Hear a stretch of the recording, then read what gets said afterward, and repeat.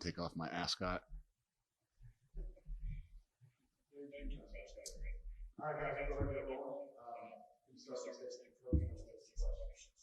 You start with what? Oh, it's just nice to be back. I think obviously there's some little different things and little regulations, but more than anything, it's just great to be back out there with our guys. We were fortunate enough with the rules to be back on campus where we actually got like what we would call 8 OTAs in some ways, where we were on the field with our guys. So it's kind of a start to that, and then to be able to come back out here where we really know that our team becomes like a brotherhood, and regardless of whatever else is going on. This time out here is really, really, really important for us in development of our team, the development of our locker room, for so many reasons. And it's just great to be back out.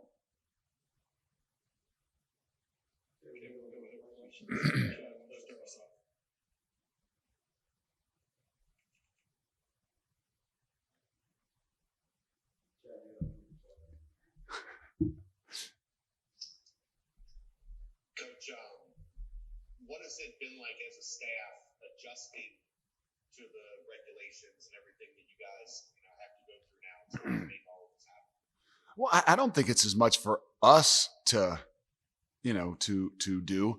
Yes, there are some of those Zoom things. I think even when we were back on campus, our meeting rooms, we still were able to get back into them, obviously all spread out in smaller groups. I think the biggest thing for us and me too is not to have the team meetings.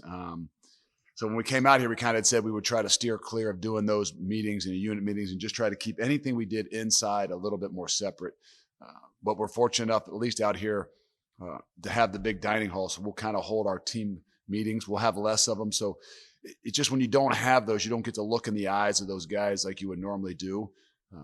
And so for us as coaches, for me as a head coach, you got to rely upon your assistant coaches to really kind of make sure that you're going, through the things that we would normally do as a team, whether that's the effort clips, whether that's the notes of the day. You probably we're going to do them more in small units for no other reason other than just making sure we're kind of steering clear of the bigger crowds, especially inside the building.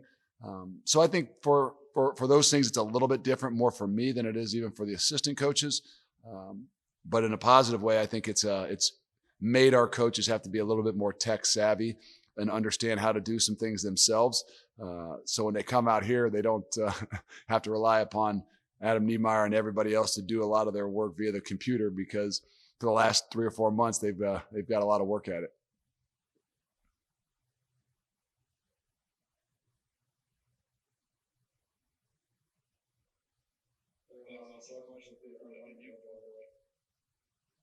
Hey, Coach, just curious what your thoughts were on the Americans announcement yesterday to kind of stick with the original plan as far as the schedule. If you had any hopes about maybe a conference on the schedule or anything like that. To be honest, I mean, I kind of did in some ways. I was hoping maybe we would go the ACC way or something and go 9+1.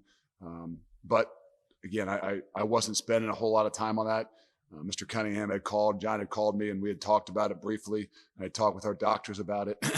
But to be honest, I said, look, whoever we're going to play, obviously, I'm good with.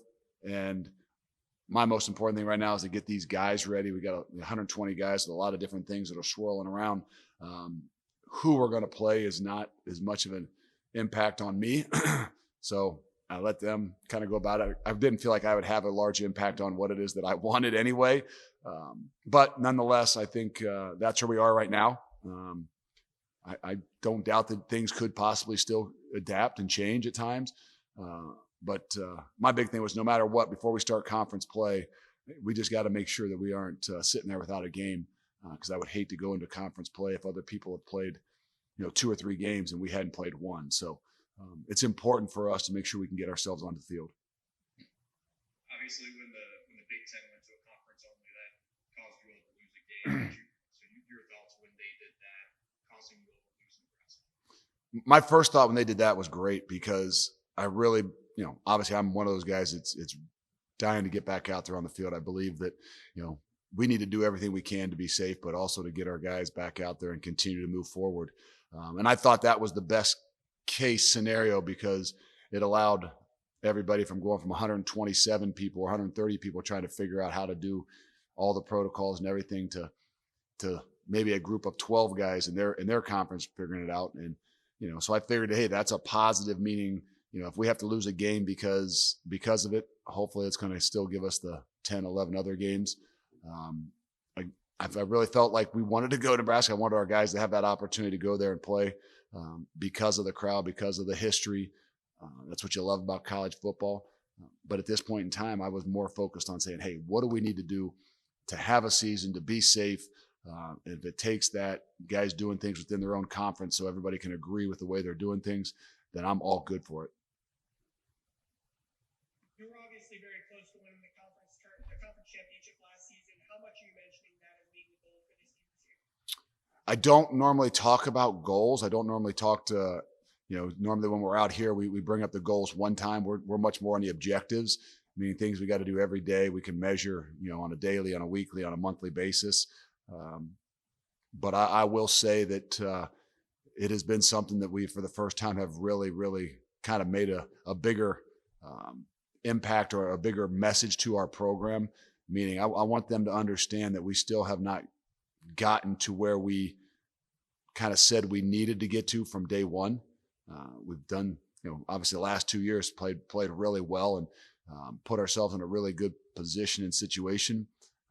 But in a lot of ways, I'm trying to remind them that we have not reached the goal that we ultimately set from the day we walked in here, to try to continue to fuel that hunger. So it's something that I would tell you is definitely talked about more from me to this group than it ever has been. Getting out there and physically practicing yesterday restore some sense of normalcy? It did. It did. I think each and every day we do it, I think you get a little bit more. The second day was a little bit more. I think tomorrow would be a big step too, because you actually put on some shoulder pads, and it's amazing. Obviously, there's a lot of different things, but as soon as that ball goes down, I think that everybody kind of gets themselves back into what it is that they love to do, the competition, and they go and they play. I think that's the beauty of the players that we got on this football team. But you got to get back into it. I think that there are some baby steps into doing that, and it was a really good process. We were lucky to get some of that done at home just because of the walkthroughs, but it's definitely different, and it's definitely a boost of energy. You can see it throughout the entire team, just being back out there in that sense of normalcy of playing the game they love. Coach, lucky for you, you get to be our eyes at practice over the next couple of weeks. Does anybody over the first 2 days maybe call your eye? So you think I'm going to tell you a bunch? So that's what you think now? So now you actually gotta listen and believe what I say, huh? As opposed to just saying what it is that you see in that eye of your own, huh? Well, you like to hold your judgments based on, they haven't had pads on in some ways, but I can tell you this, that the competition in the battle between like a Majay Sanders and a James Hudson and a Harp, Darius Harper, are what's going to make us a great team.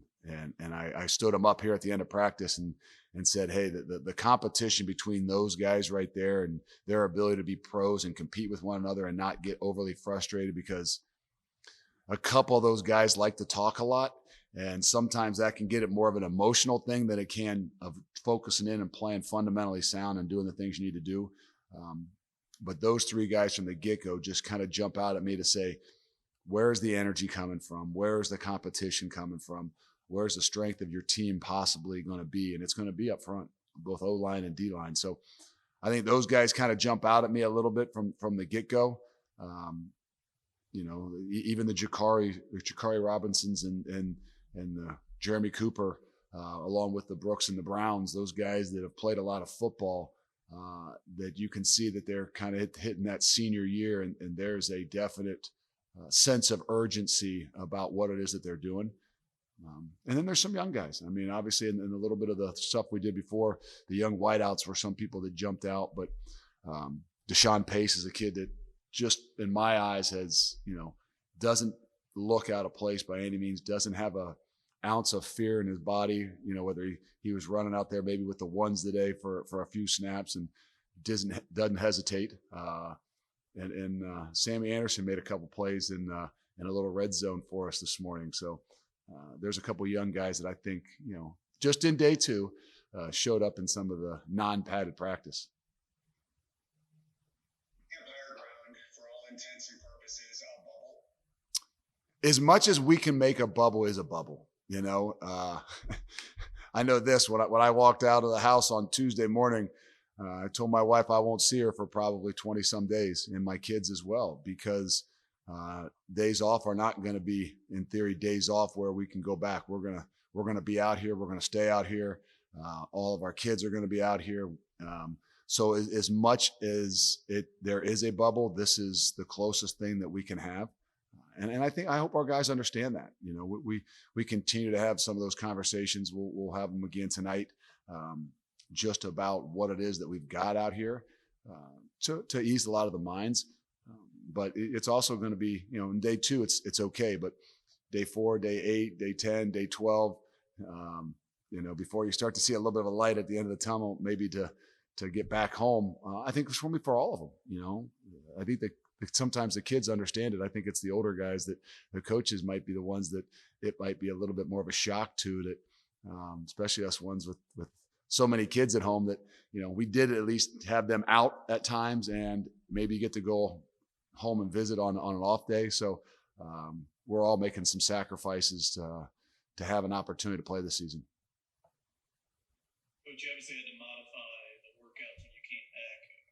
Have you made any changes to what you would normally do when you go out to camp with these practices, or are they pretty much what they would be on the We were fortunate enough to have those walkthroughs along with the conditioning things. We are pretty lucky right now. I mean, if you said in the first couple of days what has shown up, we've probably had more cramps in 69 to 70 degree weather than we've ever had. And I think that that's twofold. Obviously, that's maybe the volume and the anxiety that you're not used to unless you play the game is one thing. But I also, there's something to be said about not having spring ball and not playing maybe as much as you had. I think there's a little bit more of that, the anxiety that probably can cause some of those cramps more than anything. So we've seen maybe a little bit there. We've been fortunate because of the weather, but we'll be smart. I mean, I think that all in all, every year you're going to adapt to what it is that your situation is. This year's no different, that we're not going to adapt because we are. We're just going to have to adapt to a few different things, and hopefully, we'll be really into the swing of things, day 5, 6, 7, and 8, that we can continue to do what we have to do to be a great football team. And that's what I keep reminding guys, that no matter what, when we walk between those lines, there's certain things that you got to do to be a great football team. And it doesn't change, whether it was 100 years ago when they had a situation of some things going on with the pandemic, maybe to this year, to in 10 more years. If you don't grind and don't work, then your Saturdays are not going to be very successful. Coach, the first coaches poll came out. Do you have a guess? What coaches poll? I don't even. Do they still do that? I thought everything was on pause. I mean, I know I'm in on it, but no, I haven't. Normally my information comes from home, right? Whether it's my wife or my kids, and now I don't ever see them. So I'm gonna, if Cause doesn't tell me as I walk off the field, I probably am not gonna know about it. So go ahead, inform me. Cincinnati 22. Okay, I don't like that. That's still disrespectful, but that's okay. Central Florida 21. Oh, really? Okay. Did you vote in that? No. Okay. Oh, okay. Well, that's not the way I would have voted it, but that's the beauty of playing the game. You talked about high expectations with this team. Is that another thing that you look at them and say, hey, maybe 22's not? It will be. I mean, we will use it when necessary, and I think right now we've got a bunch of things. I think we've got a different team because we've got a more mature team with the likes of the Derek Forrests and the James Wiggins and the Harpers, and it's a different maturity-wise team. Some of that stuff that we as coaches use as motivation, with this team might not be as necessary, but at some point in time, there's I'm sure those guys will know what what's out there. And I'm sure they'll be as disappointed as I am, but I'll remind them that that's why they play the games. How is the continuity you just mentioned that much more valuable in an off-season like this? It's going to be really, really, really big. Not that it's not always big. We pride our program on the brotherhood, the continuity, the things we do with inside that locker room. This year, even more so than any, just because of the sheer fact that there's going to be adversity at every turn, and our ability to take care of our brothers, whether that's on the field, even more this year is going to be off the field and doing the things the way we need to do them and make the sacrifices we need to make. So it's going to be very evident the teams that have the most success aren't just the most talented teams, but the teams that are able to make some of the greatest sacrifices for one another.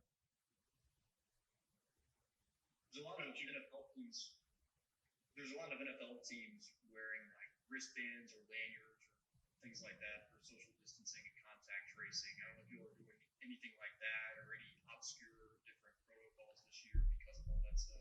There's still a bunch of things we do. We have a lot of the tracing and tracking things to help us monitor. I think the unique thing is more than anything is guys got to be honest. We might not have the same technology that every of the NFL teams, I guess, with some of the things I've heard that they have. But a lot of it's going to come down to obviously the sacrifices you make and the honesty that you have. And we've been doing that since the day we walked back on campus, talking about that anytime somebody wakes up and's got a scratchy throat or something that, where normally you would tell them, hey, you got to fight through things. I mean, you're never going to feel great every single day. Now we got to be really smart about what we're doing, and not that we don't want you to fight through things, but we want you to make sure you're taking care of your teammates. So I think there's a combination of all those things, and the better respect you have for one another, the better chance you have to be successful. So we'll use the monitors and the tracking devices that we have. But I really believe it's going to come down to whether it's the NFL or it's us. All the technology is great. I think it's still going to come down to being truthful to what it is that we're doing and making some sacrifices to ourselves and to our teammates to be successful. Coach, you've talked a lot about the mental aspect of all of this. I know at camp you like to try and bring an ice cream truck up or send them to a movie. You might not be able to do that stuff this year. Do you have plans to maybe try and take the edge off a little bit? Yeah, we don't exactly know. Those are some of the things that we really enjoy to do that are going to be much more difficult. Talk with the leadership group about it. They're not a group right now of tons of ideas as I get on them. But ideas come after like day 7, 8, and 9, after that first day off where they can't go anywhere. The mind will start to race and hopefully think about some other ideas of things that we can do, whether that's fishing, and we might be using the ponds out here a little more, zip line. There'll be some things, but the surprise of throwing them upon them and changing things up probably is not going to be what we're able to do this year. But another one of those little sacrifices that we're going to have to adapt and adjust with. Can you tell us about that leadership group? Is that something you've always done? Maybe who's in it? Yeah, we do. We add and move guys around. It's not always the seniors. It's we added 4 freshmen in there just because of sheer fact that we don't know them that well yet. We don't truly know who those guys are going to emerge, especially out here as leaders. But you need to have a voice of all the guys from your program, whether it's a position, whether it's age groups. You just got to really get a heartbeat of what's going on. Sometimes, we're not accustomed to talk in those larger groups, but sometimes when you can break them down into that smaller group, they're a lot more the eyes and the ears of all that's going on within your program. So it's a larger group than you probably would think, but I think in year 4, you've created a lot more of that, and I think it gives them a lot more ownership, and I want more guys to have the ownership in it. How are Wiggins and McClellan and any other guys coming back from significant injuries?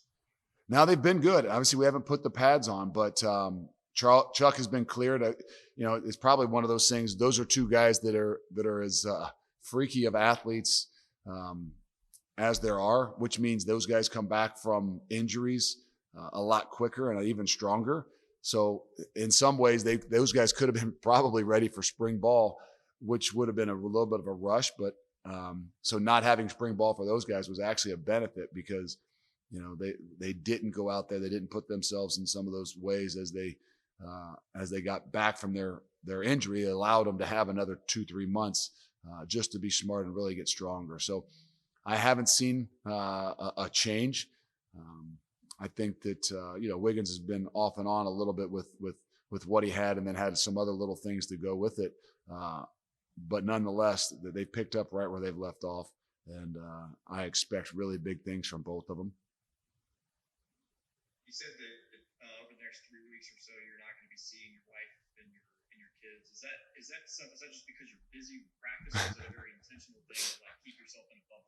Yeah, when we come out here, we're staying out here, and we tested before we came out here, so we're trying to create as much of that as we possibly can, and it's more so for the kids too. Normally, when we're out here, a lot of times we would go back on a Saturday to scrimmage.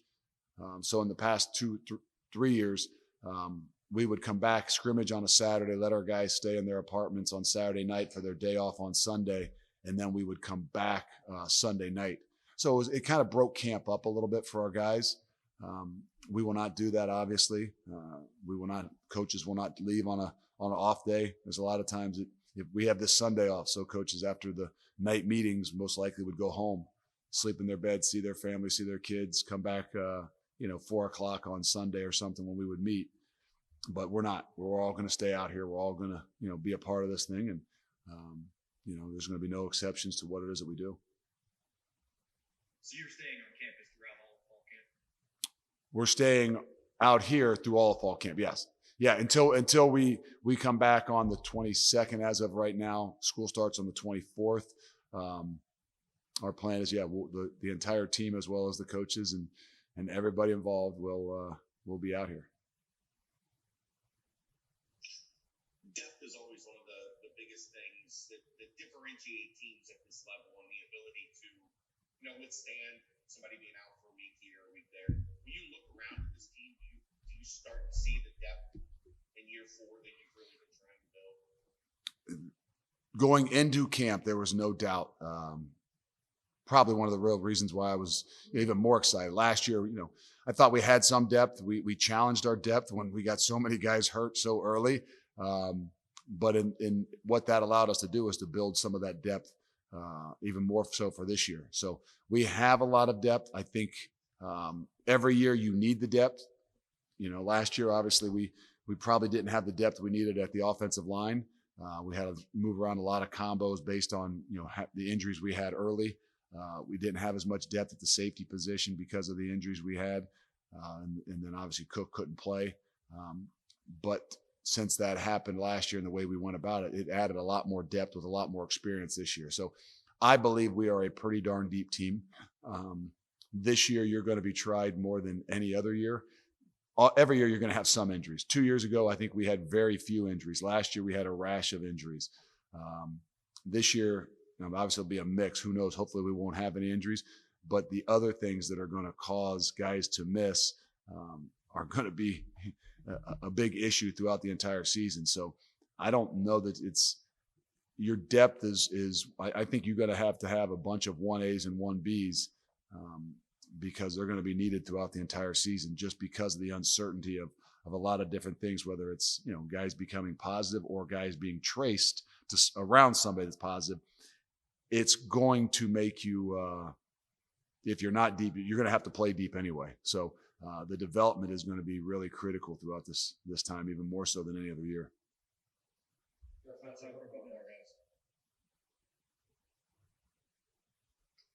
Will you have to enforce any unusual rules when it comes to what guys would, a college kid would do in terms of going out and hanging out with his friends and things like that? Right now, no. We're at Camp Higher Ground. There's not a whole lot of places to hang out. I think there's a fire pit out back. But as hot as it is, there's not a whole lot of them hang out at the fire pit. There's some rocking chairs out front of the dining hall. They're okay. They're allowed to hang out there. If they get off of campus into West Harrison, there may be a couple places I'm not sure about, but unless they get an Uber, it's a pretty good walk. We don't have to worry about hanging out now. That'll be something in the 22nd that we'll have a lot of meetings about what is going to be our parameters, how are we going to hold each other accountable to what it is that we're doing. And that's going to be as much of a key as depth is to the entire season, is what are you willing to sacrifice is going to be probably even more important. Coach, I know it's out of your control, but with the open dates created with the changes in the schedule, is your preference to feel like the Nebraska opening? I would like to. I mean, I really would. I don't think it's a dire need to. I do believe that if this was 2 years ago, I would say we have to have games. I believe we're in a better position than we were 2 years ago, just with the depth we've had, the experience we have. So if we don't, I don't think it would hurt us going into the season, into league play. What I do want is our ability to at least be able to play one or two based on whatever's going to happen before we go to league. So I think there's a balance there that I don't think, me and Mr. Cunningham have talked about it, that we have to go out there and say, who are we going to play? What are we going to do? As opposed to say, okay, we want to, let's make sure that it's a good situation for us. Now, I'm not saying what's a good situation. We'll play anybody. But I don't think we are in dire need to say, if we don't have 4 games before the league starts, we're at a disadvantage. I think we're in a better place than that. And would you have a preference personally about playing, as good a team as you can play, or having another game against maybe another team like Austin Peay or something like that? No, I think you always want to be challenged. I think our league is exceptional, and I think if you go into the league without having some of those challenges, I think is difficult. As much as I hated getting our butts beat last year in game 2, it probably made us who we are as more than anything. And that's not what I'm saying I want to continue to do year in and year out, is play a number 1 or 2 team in the country to see where we are. But I think, our ability to say, hey, we will play anybody, and it will be an advantage to us. If we don't play one of those guys and we aren't tested, when you get into your season, you're going to be tested because there's so many good teams in our league. That's the thing that probably would make me be worried more than anything. I'm not saying that you won't be tested by Austin Peay. I'm not saying you wouldn't be tested by Miami and Western, because you will be. But I mean, in some different ways, to be able to be on the road, to be in some of those environments, which, there might not be those this year. That's a way a team grows up too. Guys, thanks for the time today. We appreciate it. Thanks.